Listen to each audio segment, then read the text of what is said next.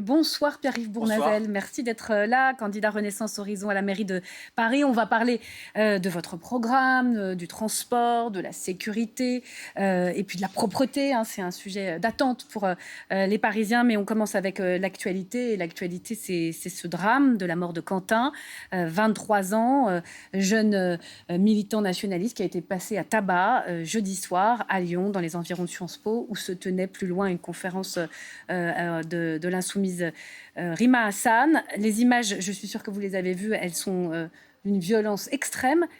Quelle est votre réaction ? Eh bien, on peut que condamner cette violence, cette haine, ce déchaînement de violence, puisque Quentin est mort, et on peut que s'incliner devant ce drame et penser à sa famille, à ses proches, évidemment. On ne peut pas mourir à 23 ans pour des idées politiques, même si je combats ces idées politiques, on ne peut pas mourir à 23 ans pour ces idées politiques. Et donc la justice va maintenant passer, la police va faire son travail, et la police et la justice trancheront. Oui, votre concurrente à la mairie de Paris, Sarah Knafoud, a écrit « L'extrême gauche tue ». Écoutez, Vous pourriez dire la même chose ? L'ultra-gauche, ça fait du mal. On le voit là, il y a de la violence, comme l'ultra-droite d'ailleurs. Et je crois que maintenant, il faut faire confiance à la police et à la justice. Inutile de faire des polémiques et de la surenchère. Quand il y a un mort, on s'incline devant le mort. On condamne évidemment cette violence. C'est une violence insupportable. Ce n'est pas acceptable qu'en France, aujourd'hui, on ait des individus aussi violents, aussi organisés, qui tuent d'autres jeunes en fonction de leurs idées politiques. Donc vous appelez au calme et à l'apaisement, comme le chef de l'État. Bien sûr. Sauf que la droite et l'extrême droite, depuis hier, pointent LFI directement. LFI crée le terreau fertile pour cette ultra-violence. Ça, c'est Othmane Nasrou, que vous connaissez bien, secrétaire général des Républicains. Est-ce que vous êtes d'accord ? Est-ce qu'LFI crée un terreau fertile à la violence ? Toute forme d'extrémisme politique crée les conditions forcément de la montée des violences. Violences verbales, puis physiques. Et on arrive à de tels drames. Maintenant, il ne faut pas instrumentaliser une mort et un drame. Il faut laisser la police et la justice faire son travail. C'est ce que fait la droite, l'instrumentalisation ou l'extrême droite ? Je ne dis pas ça. Je dis simplement que notre devoir, quand on est responsable politique, c'est d'avoir les mots justes. Les mots justes, c'est de condamner très fermement ces actions violentes qui viennent de l'ultra-gauche, qui se dit antifasciste et qui emploie des méthodes fascistes. C'est une réalité, c'est-à-dire la violence. Et cette violence-là, il faut la combattre, parce que la démocratie, c'est le dialogue.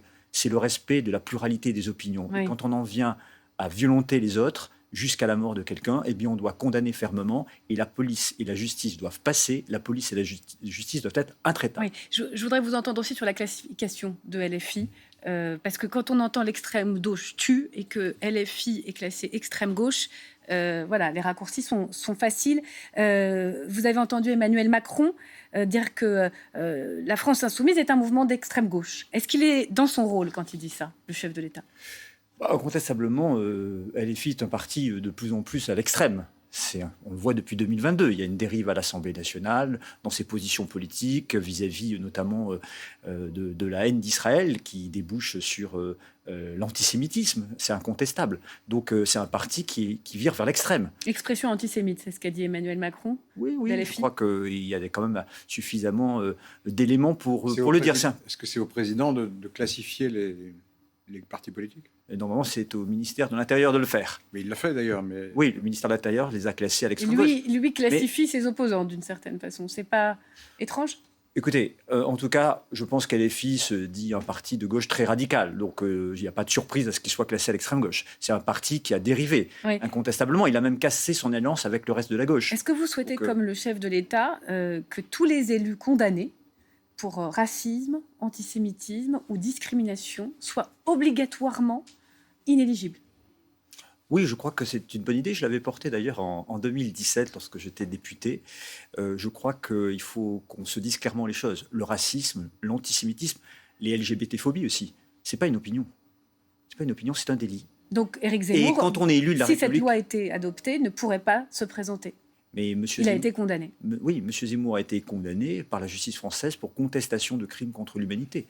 M. Zemmour dit partout que Pétain a protégé les juifs français, ce qui est une contre-vérité historique. À un Selon moment, vous, il n'est pas légitime dans la course à la présidentielle? je ne dis pas qu'il est légitime. Non, puisque c'est ça Je dis que l'éligibilité. je dis que je combats ces idées. Et à un moment donné, quand on ne respecte pas la loi, quand on est soi-même élu ou représentant politique, eh bien, il faut qu'il y ait des sanctions. Parce que sinon, c'est le débat ouvert à n'importe quoi. Et dans l'ère de la désinformation, aujourd'hui, je pense qu'il faut retrouver du sang-froid, du recul sur l'événement et de l'apaisement dans notre société et dans le débat politique. Alors, on va en Retrouver la venir culture au du dialogue. municipal avec Laurent Geoffrin, qui a bien regardé votre programme. Je voudrais juste une toute petite question sur 2027. Et puis ensuite, on vient à tout de suite le 15 mars prochain. Vous avez vu que Valérie Pécresse dit dans Le Parisien, ça suffit, il faut une large primaire avant l'été, sans Sarah Knafo d'ailleurs, de la droite au centre. Et il faut aller vite, parce que sinon, ce sera le RN au pouvoir. Qu'est-ce que vous lui répondez ? À titre personnel, je ne suis pas très convaincu par la primaire. D'abord parce qu'il y en a eu des primaires à gauche et à droite et ça n'a pas sorti forcément le vainqueur. En tout cas pour la présidentielle de 2017 et aussi pour celle de 2022. Donc je pense qu'il faut surtout un homme ou une femme de rassemblement, capable de parler très largement.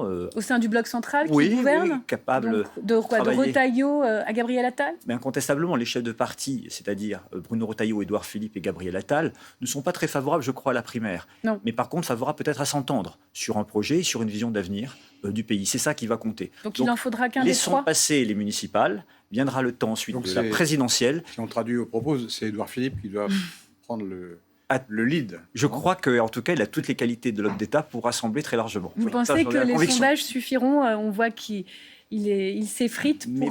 pas simplement les sondages, la capacité à l'imposer dans la rassembler les hommes et les femmes qui peuvent constituer ce socle commun, ce En tout rassemblement cas, pour très l'instant, large. il refuse la primaire. Il a peur de la perdre, vous pensez? Non, je crois que la primaire n'a pas produit de bons effets dans le passé. Et souvent, la primaire porte bien son nom. C'est souvent des règlements de compte entre personnalités, là où il faut d'abord défendre un projet et avoir une incarnation qui rassemble. On y va sur Paris. Emmanuel Grégoire, le candidat socialiste, insiste sur ses différences avec Anne Hidalgo, ses ruptures, mais il prend quand même sa part de l'héritage. Est-ce que vous pensez que tout, absolument tout, est à jeter dans le bilan d'Anne Hidalgo? Vous savez, j'ai combattu Madame Hidalgo au Conseil de Paris. Je pense qu'elle est responsable, avec sa majorité, Monsieur Grégoire, de l'endettement de Paris, du chaos de l'espace public, d'une mauvaise politique du logement qui conduit les classes moyennes et les familles à fuir Paris. Il n'y a rien dans les réussites. Si je vais venir, 180 000 Parisiens de moins en 12 ans. C'est pas rien, 180 000 Parisiens de moins de 12 ans. Le logement Mais est inaccessible. Elle n'est pas responsable de la hausse des loyers, quand même. Ah si, parce qu'elle a fait le choix...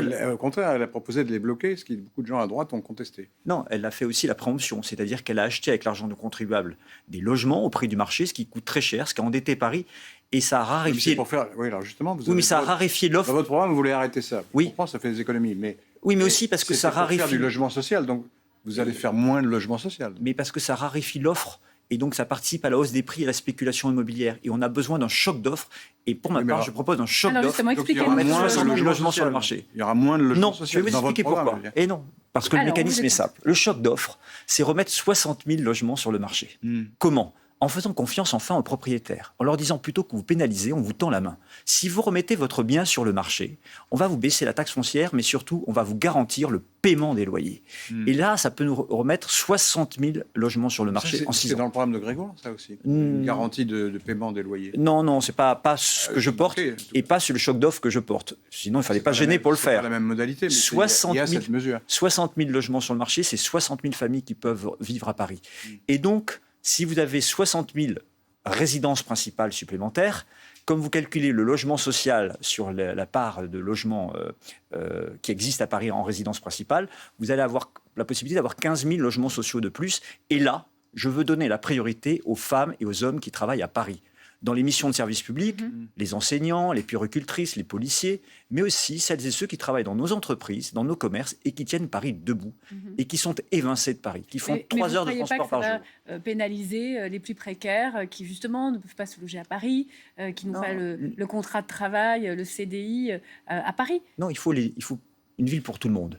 On a besoin de logements sociaux pour les gens les plus en difficulté précaires, mais il ne faut pas obliger les gens qui travaillent. Donc moi, je veux rééquilibrer vis-à-vis des gens qui gagnent modestement leur vie et qui sont évincés de Paris, encore une fois, et qui Donc, font pour 3 heures de transport garder par jour. les Parisiens dans la capitale, il y a une forme Vivre de préférence. près de son lieu de travail, c'est quand même un progrès pour moi. C'est une question de justice et de mérite, et je veux favoriser ces personnes-là. Ensuite, il faut avoir le courage aussi de dire il faut refaire du logement intermédiaire, c'est-à-dire le logement qui s'adresse aux classes moyennes plus supérieures, qui n'ont pas les moyens de vivre à Paris, et qui font le bonheur de Puteaux, de Montreuil, et qui gagnent trop pour aller dans le logement social. Je veux refaire du logement intermédiaire aussi, parce qu'une ville, c'est fait pour tout le monde. Avant de continuer sur le programme, j'ai une question sur votre concurrente, Madame Dati. Vous avez vu que dans l'affaire Epstein, Jacques Lang, qui est accusé donc, de blanchiment de fraude fiscale, si j'ai bien compris, a été démissionné sous la pression du président de la République.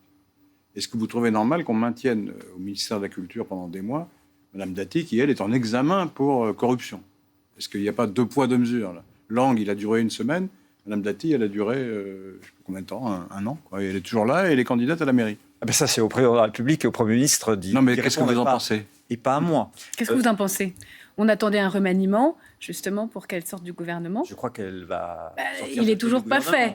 Ça, c'est au président. Non, mais ça ne vous paraît pas bizarre qu'il y ait ces deux manières de faire qui sont quand même très différentes? Il y a une évolution incontestablement du président de la République, puisque au début de son mandat, il estimait que les ministres mis en examen devaient quitter leurs fonctions, et puis maintenant, il a évolué. Voilà. En tout cas, pour ma part, si je suis maire de Paris, j'ai très clairement dit que sur les questions de probité, je serais intraitable. Oui, et s'il y avait un membre de mon exécutif qui était mis en examen, je saisirais immédiatement le déontologue pour qu'il dise quelle est la marche à suivre. Je suis attaché à la présomption d'innocence, mais je suis aussi attaché à ce que la justice fasse son travail en toute liberté et que les élus soient des élus propres à Paris et des élus dont on a vérifié le. Donc on comprend que pour vous, vous voulez aussi la situation n'est pas forcément tenable. Les avantages, à votre avis, indus. Oui. Que l'actuelle municipalité a utilisé. Oui. Tout à fait, je veux mettre fin à de frais de... Alors, par exemple, c'est quoi? Les frais de coiffure, les frais de vêtements. Ce sont des frais qui ne sont plus justifiés aujourd'hui. Dans une ville endettée à 10 milliards d'euros, il faut diminuer le train de vie, l'hôtel de ville. Je veux supprimer d'ailleurs les voitures avec chauffeur pour l'ensemble des élus ou fonctionnaires de la ville. Gauche-droite confondus, les maires LR comme les maires PS et tout l'exécutif municipal. Je veux surtout débureaucratiser l'administration parisienne. Il y aura moins d'adjoints, c'est ça? Oui, il y aura moitié moins d'adjoints et moitié moins de collaborateurs de cabinet à la ville de Paris lorsque je serai élu maire. Ce sont des économies importantes. Je veux faire appliquer les 35 heures. 2 tiers des agents ne travaillent pas 35 heures à la ville de Paris. Vous voulez dire qu'ils travaillent moins? Je veux qu'ils travaillent plus qu'aujourd'hui. Vous voulez dire qu'ils travaillent moins et donc ils doivent ils travaillent moins de 35 heures. heures. 2 tiers d'entre eux, je souhaite qu'ils travaillent plus parce que c'est un service public qui manque pour les Parisiens. Je souhaite lutter contre l'absentéisme qui coûte 250 millions d'euros par an aux contribuables. Alors, vous voulez faire des économies, on l'entend, et peut-être que vous, si vous êtes élu, vous aurez à en faire beaucoup, parce que c'est toujours un peu comme ça, les transitions après de longues périodes au pouvoir. Sauf que votre programme, il coûte cher. En matière de sécurité, vous voulez tripler les effectifs de la police municipale armée? Oui. Qui va payer? Est-ce que vous allez augmenter les impôts locaux? Non, parce que mon plan, c'est justement un peu plus de 4 milliards d'euros d'économies sur la mandature. Donc je viens de parler de la débureaucratisation, la lutte contre l'absentéisme en faisant le bien-être au travail, en faisant le contrôle administratif des certificats médicaux. Je vais arrêter la préemption, on en a parlé tout à l'heure, qui coûte là aussi 250 millions d'euros par an aux contribuables et qui ne crée pas un nouveau logement. Je vais privatiser la collecte, l'ensemble de la collecte des ordures ménagères et l'ensemble du nettoiement des rues pour des rues plus propres à Paris. Et c'est 730 millions d'euros d'économie. 4 milliards d'euros d'économie. J'ajoute à cela 3 milliards de rentrées. Immédiatement, sur la mandature, je vais vendre 20 000 logements qui appartiennent à la ville de Paris et qui ne sont pas sur le territoire parisien, notamment dans les départements franciliens. Ça va nous donner à minima 7 milliards d'euros de marge de manœuvre.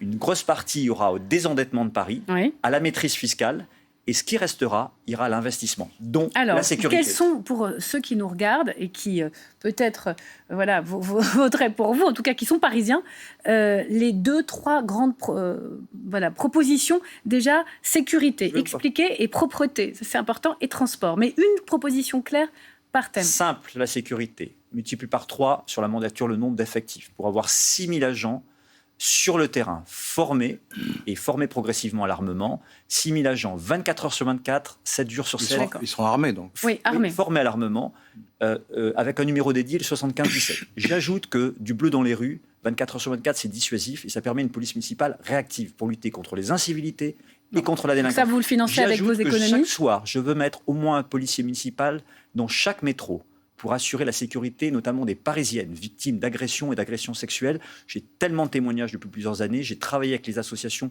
pour avoir une vraie police qui soit réactive et permettre la sécurité de chacune. Sur la propreté, vous dites je suis le candidat anti-pagaille. Ah oui, la pagaille. Qu'est-ce que ça veut dire? Regardez notre espace public. Il est quand même gravement chaotique. Donc c'est quoi? Il n'y a plus de travaux dans Paris? Si, il faudra faire des travaux, mais il faut mieux les faire. Maire de Paris dès avril 2026, je reprends la réorganisation des travaux. Aujourd'hui, on a confié l'organisation des travaux aux prestataires, si bien qu'ils ouvrent des chantiers, ils ne mettent pas d'ouvriers. Avec moi, ça sera terminé. Dès qu'on ouvre un chantier, il y a des ouvriers dessus. Les calendriers seront stricts. S'ils ne sont pas respectés, il y aura des pénalités financières. Je vais exiger dans le cahier des charges un barriérage esthétique. Ce n'est pas parce qu'on fait des travaux que ça doit être moche. Je mettrai fin au plomb béton et je penserai aux piétons, car je veux être le maire des piétons, le maire protecteur des piétons. Et pour ça, je ferai des traversées sécurisées obligatoires pour chacun des travaux. D'accord. Laurent Geoffrin, question sur le programme. Il y a une question, parce que vous mettez en cause, avec virulence, l'endettement de la ville. Mais les sortants, ils répondent à ça. Oui, j'ai vu ça. Ils disent que la situation financière de la ville est solide, dans la mesure où, effectivement, il n'y a pas eu de sanctions sur les marchés, parce que le taux d'intérêt est bas, et donc le marché fait confiance à la ville pour rembourser ses dettes. Et donc, l'endettement n'est pas un problème en soi. D'autant plus que, disent-ils, ça a permis de financer toutes sortes de choses qui font maintenant partie du patrimoine des Parisiens. Alors, j'ai lu ça dans leur programme. Et ils ont même évalué ce patrimoine qui a triplé pendant toute leur mandature. J'ai vu tout ça. Dans un premier temps, allez, Pierre-Yves je vois pas en Brunel. quoi c'est manifestement faux. C'est vrai que le taux d'intérêt est bas. C'est vrai qu'il y a eu beaucoup de réalisations qui maintenant sont dans la ville. Mais dans un premier temps, on sourit. Parce que les rapports de la Chambre régionale des comptes sont quand même très alarmistes. Et les experts des finances publiques aussi. Je dis simplement que cet endettement, c'est l'appauvrissement de Paris. Pourquoi ? Parce que le budget qui s'applique cette année, qui a été voté par cette majorité, on continue d'endetter Paris, on augmente l'emprunt, donc on rembourse, et c'est le contribuable qui paye, et on augmente toujours les dépenses publiques de fonctionnement, c'est-à-dire les dépenses structurelles, le train de vie, l'hôtel de ville, mais les dépenses d'investissement, elles baissent. C'est-à-dire pour notre qualité de vie. Moi, je préfère demain faire des économies sur le structurel, sur le fonctionnement, comme je l'ai proposé tout à l'heure, pour pouvoir investir sur la sécurité, sur la propreté, alors, il nous reste sur le peu de temps. logement, sur les crèches. Voilà, justement, je sur voulais la qu'on vie en parle. quotidienne des Parisiens. Je voulais qu'on en parle parce qu'il nous reste peu de temps sur le fond, puis on a quelques questions politiques sur le deuxième tour, forcément. Le périscolaire, cache investigation. France Télévisions a révélé il y a quelques semaines un vrai scandale de violence dans le périscolaire avec des accusations de maltraitance, des agressions sexuelles commises sur des enfants par des animateurs, notamment dans le 12e arrondissement. Vous avez déjà eu l'occasion de réagir. Vous, maire de Paris, qu'est-ce qui changera ? C'est le pire scandale que n'ait jamais connu la ville de Paris. C'est une honte absolue et c'est une véritable horreur, ce qui se passe. On a un certain nombre d'élus à avoir alerté. Beaucoup de parents se sont mobilisés et à chaque étape, on en apprend un peu plus. Le phénomène est profondément inquiétant. On ne joue pas avec la sécurité des enfants. Maire de Paris dès avril 2026, aucun enfant ne se retrouvera seul avec un adulte. J'obligerai chaque animateur à avoir une formation de 2 ans. Je vais vérifier systématiquement les antécédents. On dit que c'est fait, ce n'est pas fait, et vos consoeurs et confrères l'ont démontré. Les casiers judiciaires, mais aussi les parcours de ces animateurs pour voir leur fiabilité. Il y aura des contrôles surprises au moins une fois par an sur chaque site. On ne joue pas avec la sécurité des enfants, et les économies que j'aurai réalisées, la partie qui sera consacrée à l'investissement, aidera à mieux former les animateurs, à mieux les contrôler et à mieux les rémunérer. Pierre-Yves Brunel, est-ce que vous êtes un homme de droite ? Je suis issu de la droite, oui, tout à fait. Est-ce que vous êtes prêt à empêcher la droite de gagner à Paris ? Non, je suis le candidat qui peut réussir le changement. Parce que vous savez vous avez vu cette semaine, il y a un sondage. Pour l'instant, qui montre alors que je oui, gagne c'est un le second tour. Oui, non, mais ça c'est un sondage de second tour, c'est vrai. Oui. C'est une première, mais il faut être très prudent parce qu'avant Madame le Dati ne deuxième l'emporte tour. pas face à M. Grégoire, mais moi je l'emporte. Oui. Donc, mais le pour choix du l'instant, changement, c'est les dès deux le premiers premier dans tour. les Il faut sondages, choisir le candidat qui peut gagner. C'est Dati Grégoire. Ils se sont retirés quand même. Oui, mais c'est intéressant. Oui. Attendez, parce que Au premier tour, ce sondage de deuxième tour, il faut le prendre avec quand même prudence. toujours, Au deuxième toujours tour, les il y aura sondages probablement avec- plusieurs candidats, pas seulement 2. Oui, mais je dis simplement que on me dit souvent. Vous êtes le troisième homme dans les On me dit sondages, à souvent, 14% est-ce que vous des êtes le intentions vote de vote. utile Je dis simplement que le vote Que vous utile pouvez du la- premier tour, Mm. c'est le vote qui garantit au second tour la victoire. Or, pour celles et ceux qui veulent le changement, et je sais qu'il y a une majorité de Alors, Parisiens qui attend le changement, Si jamais je vous n'êtes l'emporte pas, au second tour face à M. Grégoire, alors que En Mme tête. Dati ne l'emporte pas. Si vous êtes Donc le choix troisième, du vote utile, c'est vous bon. avez, d'après les sondages, la possibilité de vous maintenir, puisque vous êtes donné à 14%. Il faut 10% des suffrages pour se maintenir. Est-ce que vous avez des lignes rouges pour négocier ? Par exemple, si Rachida Dati s'alliait avec Sarah Knafo, est-ce que c'est une ligne rouge pour vous ? Bien sûr.